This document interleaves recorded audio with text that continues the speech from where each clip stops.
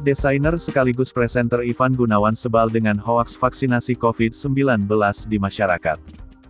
Selama ini, Ivan Gunawan ikut terlibat dalam pelaksanaan vaksinasi COVID-19.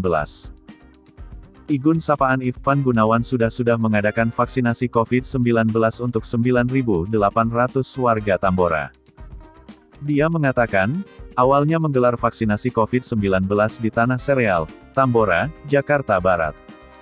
Saat itu, sebanyak 2.300 warga Tambora menjadi peserta vaksinasi COVID-19.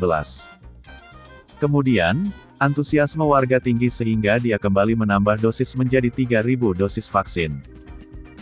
Lalu, Senin tanggal 16 Agustus tahun 2021, Ivan Gunawan kembali mengadakan acara vaksinasi COVID-19 dengan target 4.000 dosis vaksin.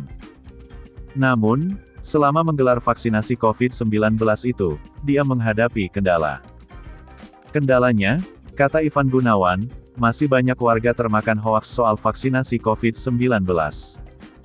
Menurut dia, ada kabar bohong dibesar-besarkan beredar di masyarakat. Sehingga masyarakat takut vaksin, tutur Ivan Gunawan dalam acara vaksinasi COVID-19 di Gor Pekojan, Senin, tanggal 16 Agustus tahun 2021. Oleh karena itu, Ivan Gunawan berharap, selebritas lain ikut terlibat dalam menyukseskan vaksinasi COVID-19.